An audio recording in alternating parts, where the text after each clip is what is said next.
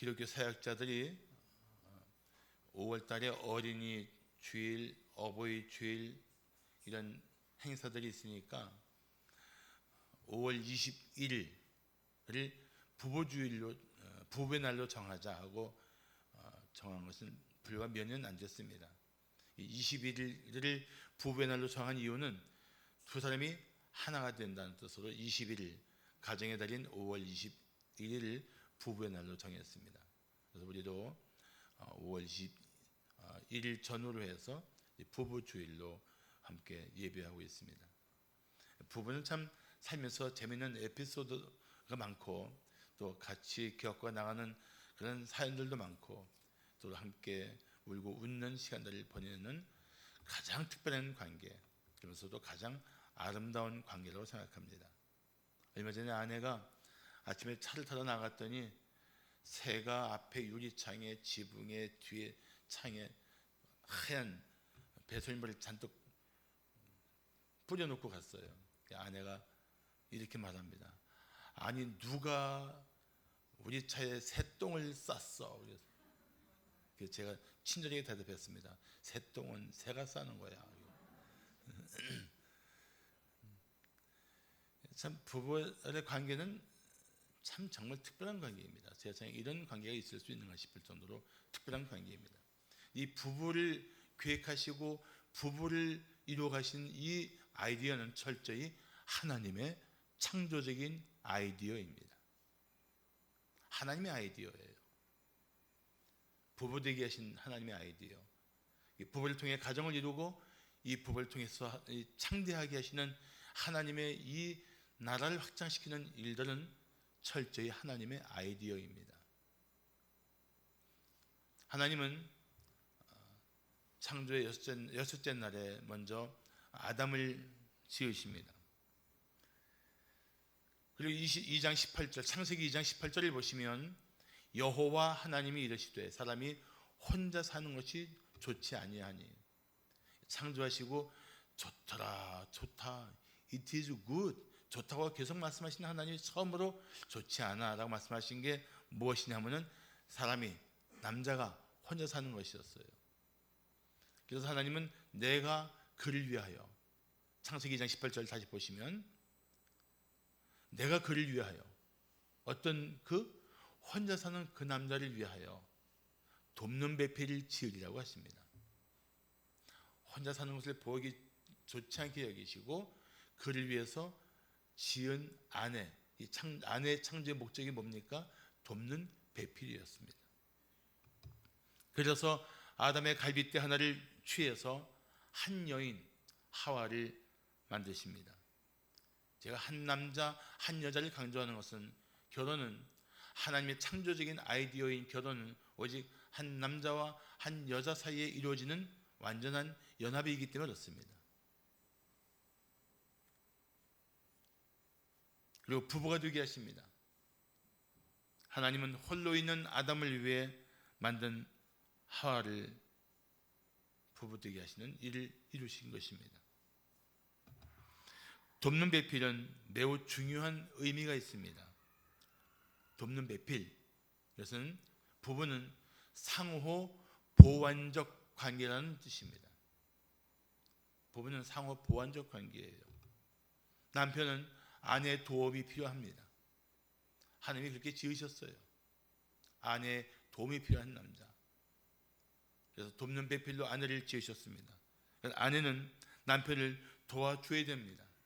그래서 아내는 남편을 도움으로써 부부가 함께 하나님 뜻을 따라 살고 하나님의 영광을 위해 살도록 창조된 관계가 부부 관계입니다.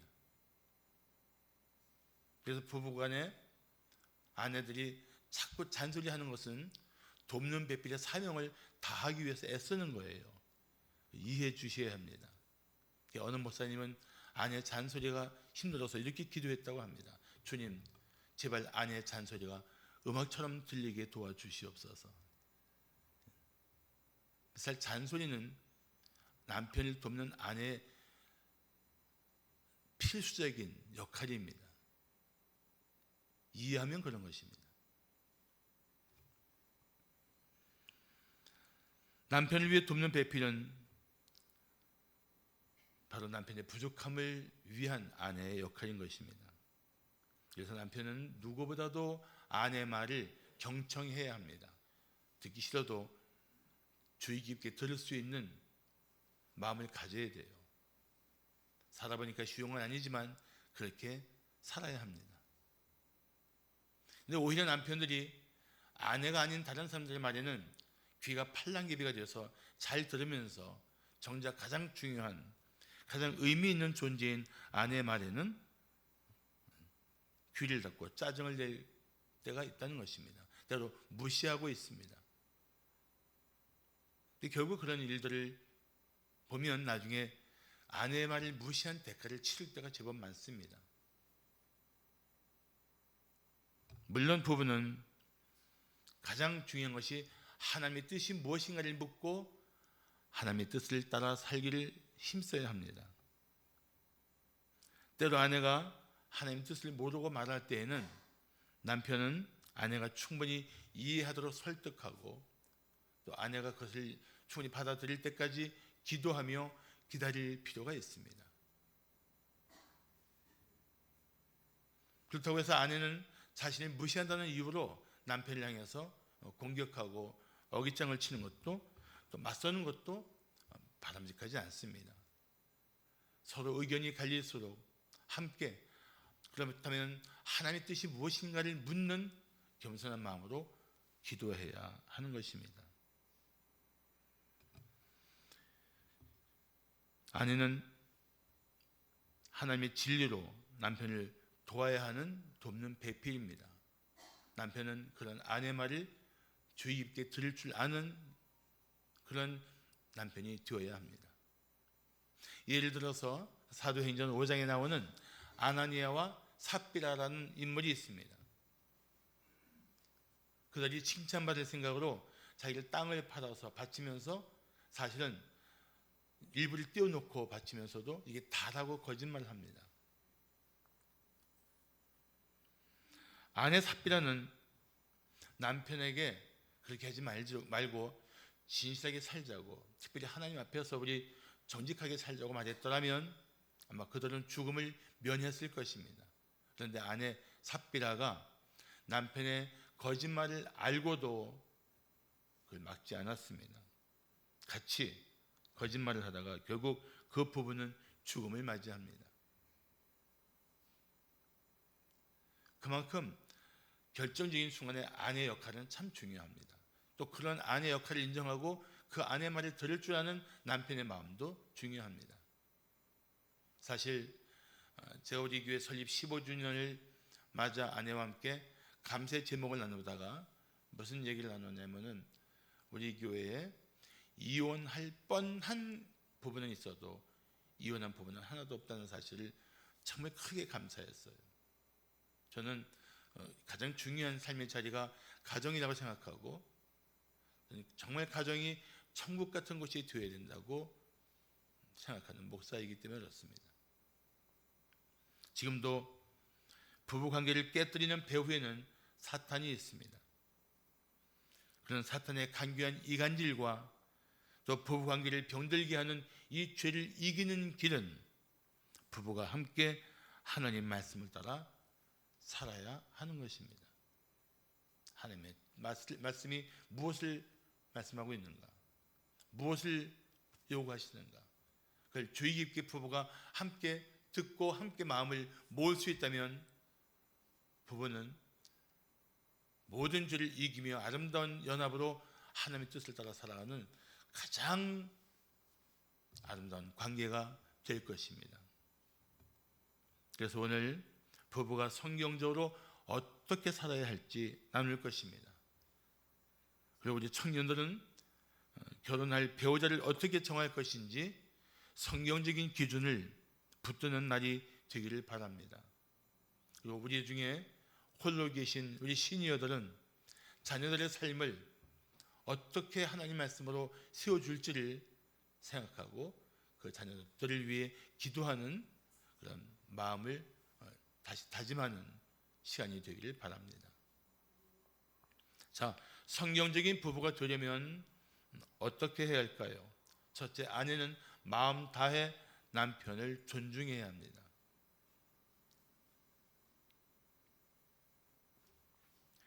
남편이나 아내는 다 하나님의 형상으로 창조되었습니다.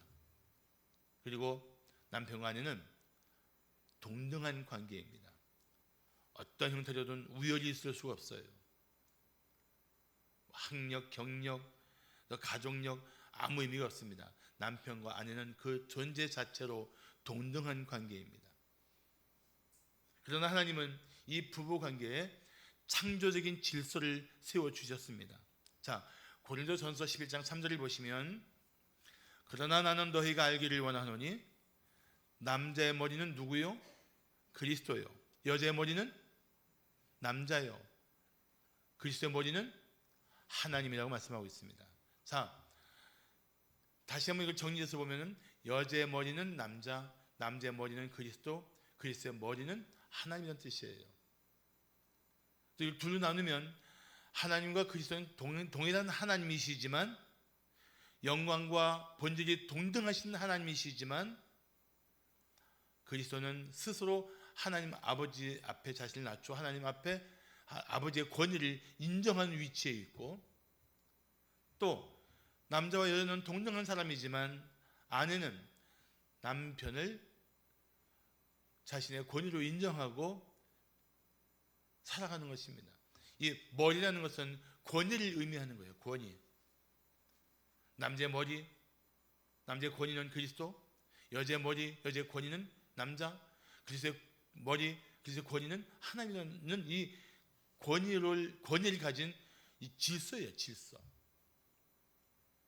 그런데 여자의 권위가 남자에게 있고, 남자의 권위는 그리스도에게 있고, 그리스도의 권위는 하나님께 있다. 이 영적인 질서를 세우신 분이 하나님이라는 뜻입니다. 그래서 아내는 남편의 권위를 인정하고 순종해야 합니다. 자, 오늘 본문 22절을 보시면 우리 아내들만 한번 아내들만 봉독하겠습니다. 아내들만 다 같이 시작. 아내들이여 자기 남편에게 복종하기를 주께 하듯 하라. 아멘. 이럴 때 보면 남편들은 아멘 하는데 여자들은 아멘을 잘 안 해요. 근데 이 복종하다는 단어가 참 받아들이기가 이렇게 마음 편한 단어는 아니지만, 사실 원어를 보면은 매우 중요한 뜻이 있습니다. 남편에게 복종하다는 얘기는 그 원어를 보면은 남편의 권위를 인정하고 사랑하는 남편을 위해서 스스로 자신을 낮추라는 뜻이에요. 그게 복종하다는 단어의 원어의 의미입니다. 원어의 의미. 남편의 권위를 인정하고 남편이 우리 가정의 리더이다. 내 남편이 가정의 영적인 제사장이다. 예수 믿는 분이면 남편의 권위를 인정하고 사랑하는 남편을 위해서 자신을 스스로 낮추는 것, 남편을 높이기 위해 자신을 낮추는 것, 그게 복종하다는 뜻의 본 의미입니다.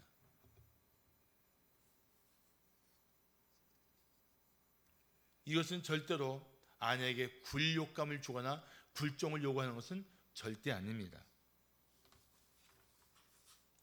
남편의 권위를 인정하고 존중하라는 것입니다. 그래서 23절에 말씀하기를 이는 남편이 아내의 머리됨이 그리스도께서 교회의 머리됨과 같음이니. 교회는 철저히 예수 그리스도의 권위 아래에 있습니다. 한 가정에서 아내의 위치도 똑같다는 것입니다. 그러므로 아내는 남편을 무시하거나 또 자기 뜻대로 조정하지 말아야 합니다. 때로 아내가 보기에 남편이 못마땅할 수 있지만 그래도 하나님의 권위를 인정하고 따를 때 하나님은 그러한 순종하는 아내를 통해서 남편의 삶을 붙잡아 주시고 회복시켜 주십니다. 성경적인 예가 있어요. 아브라함의 아내 사라가 그랬습니다. 베드로전서 3장 5절부터 6절을 보시면 전에 하나님께 소망을 두었던 거룩한 부녀들, 하나님께 소망을 두었어요. 이와 같이 자기 남편에게 순종함으로, 남편에게 순종했던 이유는 하나님께 소망을 두었기 때문에 그렇습니다. 나의 남편을, 이 남편을 허락하신 이유 무엇인지 몰라도 우리 부부되면은 하나님께 소망을 두고 살 일이다. 하나님께 소망을 두었단 말이죠.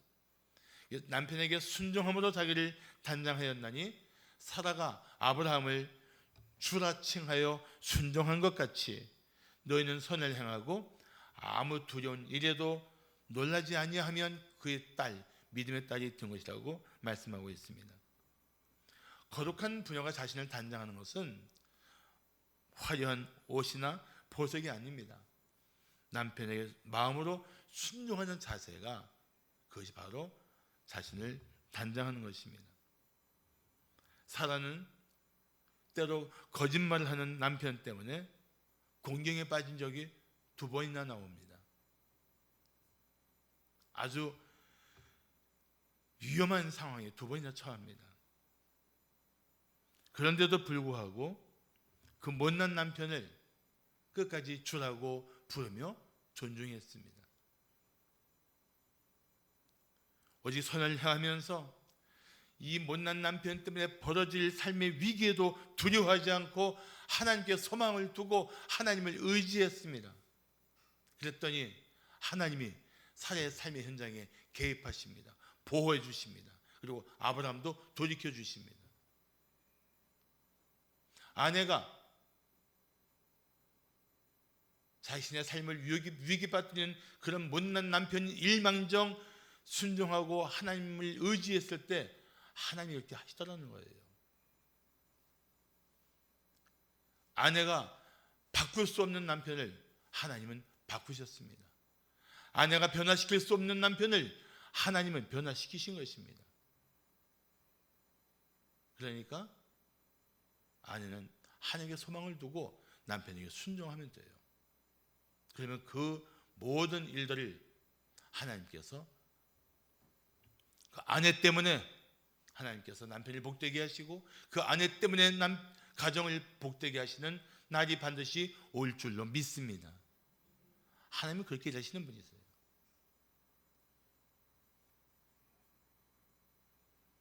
이제 남편에게 복종하는 아내로서 힘쓸 일이 있습니다. 제가 3가지만 부탁할게요. 첫째, 남편 위해서 매일 기도하십시오. 남편이 신고 나갈 신을 붙들고 기도하십시오. 오늘 제 남편의 걸음을 인도해 주십시오. 남편이 입을 옷을 붙들고 기도하십시오. 제 남편이 오늘 그리스도로 옷 입고 세상의 온갖 유혹을 이기도록 보호해 주옵소서. 남편이 핸드폰을 붙들고 기도하십시오. 남편이 통하는 사람들에게 손들어서 그리스도의 향기를 내게 하여 주옵소서. 남편을 위해 기도해야 돼요. 돕는 배필로서 아내에게 주어진 소중한 사명, 바로 남편을 위해 기도하는 것입니다. 기도해야 돼요. 잔소리로 바뀌지 않는 남편도 기도하면 바뀔 때가 올 줄로 믿습니다. 바뀌어요. 반드시 바뀌어요. 잔소리가 안 되면 이거 방법은 안 되겠구나. 기도로 해야겠구나. 기도를 해야겠구나. 바꾸란 말이죠. 바꿔야 돼요. 두 번째로, 아내는 하나님의 뜻을 알도록 날마다 힘써야 합니다. 기도하고 성경을 읽으면서 남편을 돕는 배필로서 행할 바를 알려달라고 기도해야 돼요. 지혜를 달라고 구해야 됩니다. 그래서 아내를 통해서 하나님께서 하나님의 뜻을 알게 하시고 진리를 듣게 하시는 것, 이게 돕는 배필로서 해야 될 일이라는 것입니다. 그 일을 힘써야 됩니다. 제 아내는 저보다 먼저 하나님의 뜻을 깨닫고도 아내가 주장해서 내가 바뀌는 것보다는 하나님의 음성으로 나를 돌이켜달라고 3년을 기다리며 기도했습니다. 3년간이나. 결국 저는 하나님의 음성을 듣게 되고 제 생애를 바꾸는 결단을 하게 됩니다. 결국 하나님의 뜻을 먼저 깨닫고 그 뜻 앞에 남편이 돌아오길 기다리는 아내의 간절함이 얼마나 중요한지를 저는 우리 부부 관계에서 경험했던 사람입니다. 세 번째로 하나부터 부탁할 것은 항상 남편을 돕는 배필답게 격려의 말을 하십시오. 남편은 누구보다 아내의 격려와 칭찬을 받을 필요가 있습니다. 불평하고 원망하면 서서히 무너질 것입니다. 남편을 무너뜨리는 아내가 아니라 돕는 아내, 세워주는 아내가 되어야 합니다. 그런 아내가 바로 가정을 세우고 가정을 복되게 하는 것입니다. 여러분 잘 아시는 평강공주는 고구려 25대 평원왕의 딸입니다. 하도 울어서 너 울면 바보들에게 시집 보낸다 했더니 정말 장성해갖고 그 온달에게 시집 가겠다는 거예요. 아버지가 화가 나서 넌 오면서 내 딸이 아니야 하고 내쫓으니까 정말 찾아갑니다. 바보 온달을. 근데 바보 온달은 바보가 아니고 착한 사람이었습니다. 더구나 시력을 잃은 어머니를 모시고 사는 총각이었어요. 평강공주는 그 온달을 찾아가서 아내가 됩니다. 아내가 보니까 온달에게 두 가지 장점이 있는 거예요. 그래서 계속해서 말합니다. 여보, 당신은 힘이 좋고 성실하니까 반드시 나라를 구하는 장군이 될 겁니다. 하고 아내가 남편을 지극정성으로 돕습니다. 공주가 서민을 돕는 거예요. 그 아내의 칭찬과 격려를 힘입어서 온달은 정말 평원왕 때 고구려의 장군이 됩니다. 말에 힘이 있어요. 특히 아내가 남편을 격려하며 칭찬하는 말에는 힘이 있습니다. 힘이 있어요.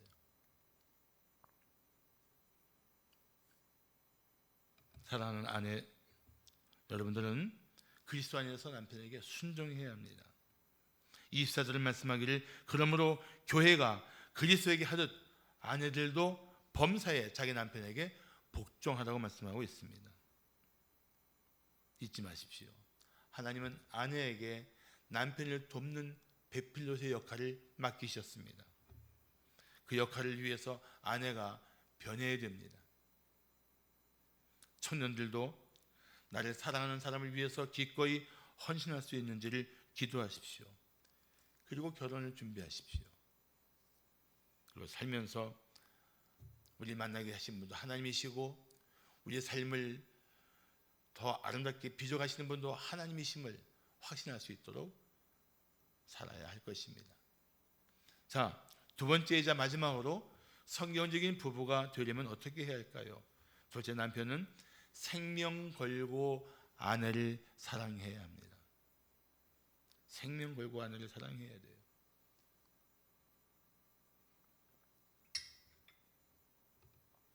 남자가 나이가 들면 조심해야 할 10가지 질병이라는 유머가 있습니다. 유머예요. 심각하게 듣지 마세요. 요즘 들어 부쩍 아내가 예뻐 보인다. 백내장. 나도 모르게 아내에게 고분고분해진다. 갑상선 이상. 가끔 아내와 달달한 커피를 마시고 싶다. 당뇨병. 화장하는 아내를 보며 가슴이 콩닥거린다. 심근경색. 아내 가녀린 손목을 보니 울컥해진다. 우울증. 자꾸 아내와 떨어져 걷게 된다. 관절염. 아내의 하얀 목덜미가 어지러울 정도로 예뻐 보인다. 빈혈. 아내의 눈과 입가의 조림이 가슴을 먹먹하게 한다. 부정맥. 평생 나를 믿어준 아내에게 고개가 숙여진다. 경추 디스크. 아내가 천사처럼 보인다. 정신착란증. 유머라니까요. 웃지 않는 사람도 이상하지만 사실은 이런 것은 질병이 아니고 매우 정상적이고 아름다운 것입니다. 그래야 되는 것입니다.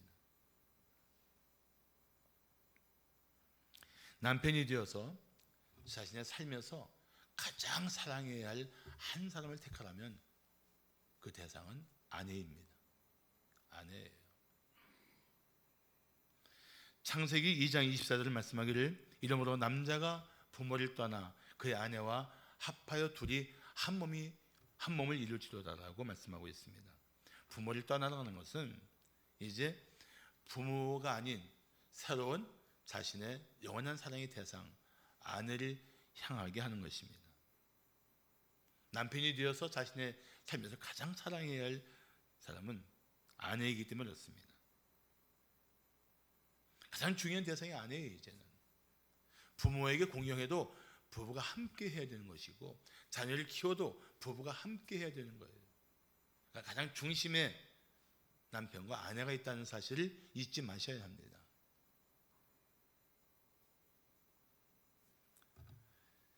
또 부부가 한 몸이 되는 것은 완전한 연합을 의미합니다. 완전한 연합은 몸만의 하나됨이 아니에요. 영혼, 정신, 육체 온전한 연합을 필요로 합니다. 그래서 우리가 부부가 함께 하나님을 아버지라 부르며 예수 그리스도를 구주요 주님으로 고백할 수 있는 이 신앙의 하나됨이 매우 중요합니다. 결정적으로 여기서 완전한 연합이 이루어지기 때문에 그렇습니다. 그리고 이 연합은 결코 나눌 수 없는 연합이에요. 예수님도 이걸 말씀하십니다. 예수님도 말씀하시기를 그러므로 사람이 그 부모를 떠나서 아내에게 합하여 그 둘이 한 몸이 될지니라 하신 것을 읽지 못하였느냐. 그런 적이 이제 둘이 아니요 한 몸이니 그러므로 하나님이 짝져 주신 것을 사람이 나누지 못할지니라. 결코 나눌 수 없는 연합, 그것은 부부의 연합이에요. 부부 관계입니다.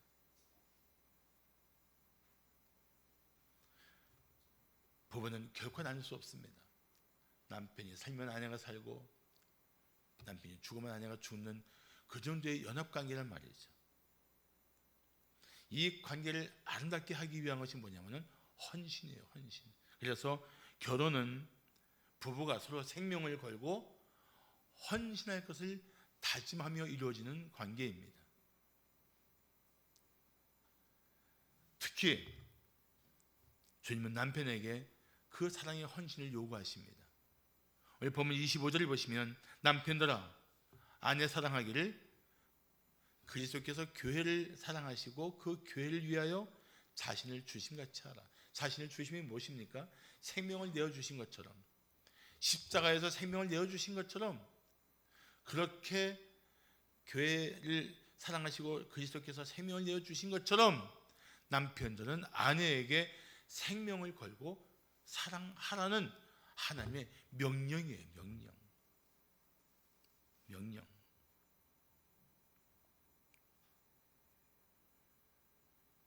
사랑하는 성도 여러분, 한 여인을 아내를 맞이할 때 남편은 그 여인을 이제는 생명을 걸고 사랑할 아내로 맞이하는 것입니다. 죽기까지 그런 마음을 가져야 돼요. 결혼할 청년들도 그런 마음을 가지고 결혼을 준비해야 합니다. 그래서 남편은 누구보다도 아내에게 사랑의 표현을 힘써야 합니다. 그리고 사랑의 증거를 보여주어야 합니다. 남편의 진실한 사랑을 받는 아내는 어떤 고난도 이겨낼 수 있습니다. 그 남편의 사랑을 통해서 어떤 역경도 헤쳐나갈 수가 있습니다. 그래서 결혼 후에 더 사랑의 표현을 힘써야 돼요. 아내 마음을 이해하고 위로하는 일들을 힘써야 합니다. 사랑하는 아내를 위해서 내가 존재한다는 그 마음을 깨달으면, 느끼면, 그 마음을 알게 되면 아내들은 남편을 위해서 또 자신을 내어줄 수 있는 희생을 기꺼이 결단하게 됩니다. 그래서 부부가 서로 헌신하며 함께 평생을 살아가게 되는 거예요. 플로리다 주립대 연구진은 텍사스주 댈러스에 결혼한 지 4개월이 되지 않은 평균 나이 20대 후반의 신혼부부 무려 113쌍을 대상으로 각자의 매력이 부부관계의 행복에 어떤 영향을 미치는지를 조사했습니다. 이 조사를 마친 연구자 타니어 레이놀즈는 연구 결과에 대해서 이런 말을 했습니다. 남편이 아내를 도울 한 가지 방법은 끊임없이 당신은 아름답고 나는 당신을 사랑한다고 확인시켜주고 아내의 신체적 매력 외에도 친절함, 지성 등 다른 훌륭한 덕목들을 계속하여 칭찬하는 것이다. 사랑의 증거는 남편에게서 계속 아내에게 흘러가야 돼요. 나이에 상관없습니다. 나이 들수록 더 그런 걸 느끼지 않습니까? 정말 하나님이 나를 위해 짝져주신 가장 아름다운 여인이 내 아내였구나. 그런 생각도 하게 되지 않습니까?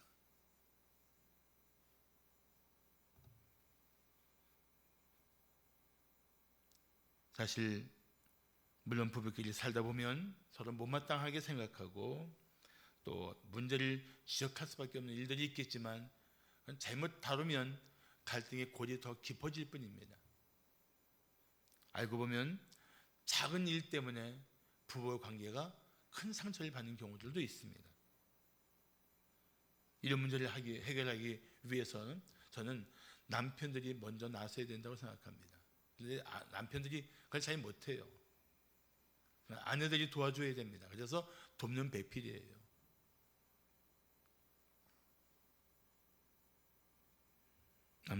남편들은 아내 마음을 이해하기 힘쓰면서 수시로 어루만져 주어야 돼요.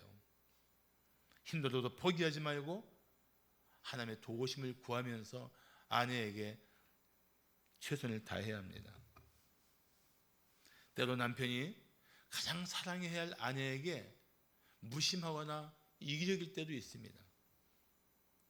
아픔을 호소하는 아내를 귀찮게 생각합니다. 그만 아프다고 해. 사실 말도 안 되는 얘기하는 거예요, 사실은.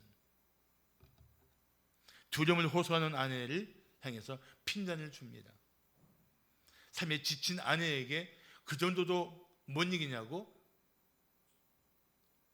면박을 줍니다. 사실 그런 모든 호소들은, 하소연들은 남편에게 위로를 구하는 것이고 남편의 사랑의 터치를 구하는 아내의 가녀린 고백인데 그걸 무시한단 말이죠.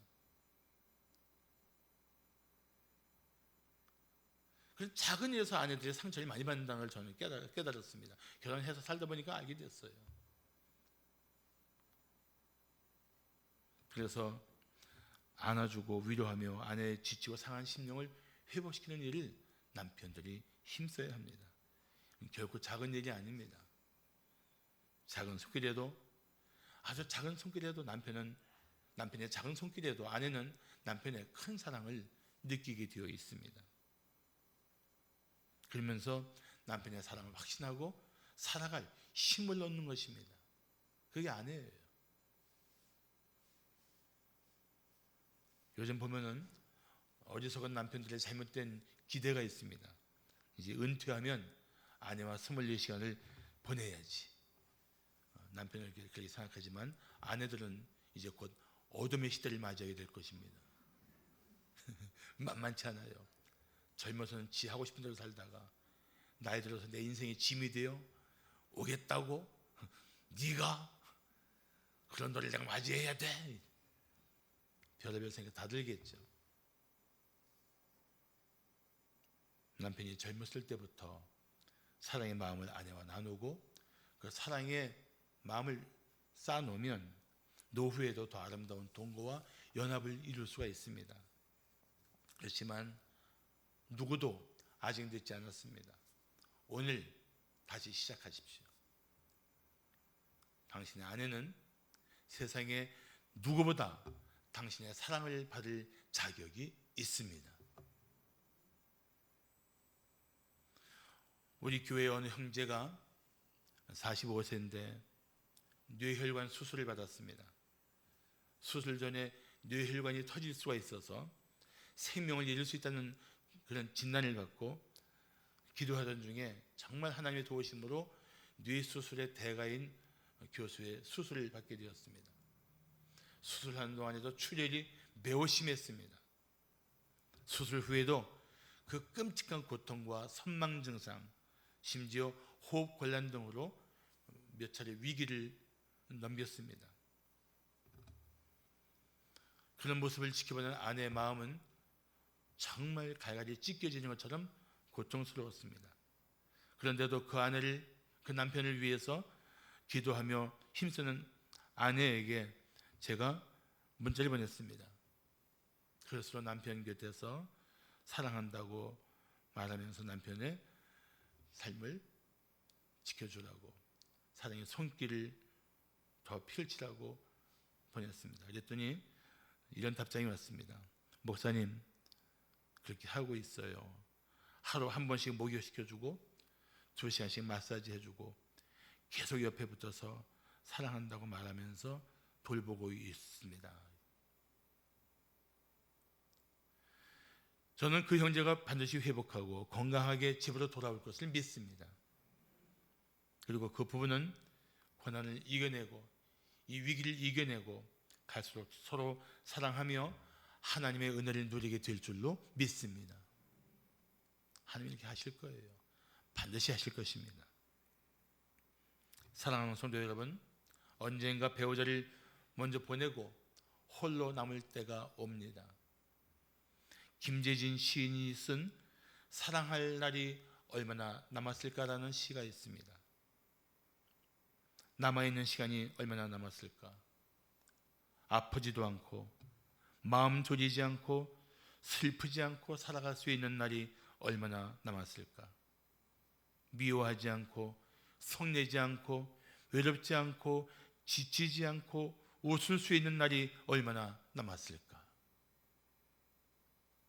이 시인은 그럴 날이 얼마 남지 않았다는 사실을 강조하고 있는 것입니다. 사랑하는 성도 여러분, 지금 사랑할 수 있을 때 마음을 다해 사랑하십시오. 하나님이 짝지어 주신 배우자가 지금 당신 곁에 있을 때 생명 걸고 사랑하십시오. 그것이 바로 하나님이 짝지어 주신 부부에게 명령하신 삶의 자세입니다.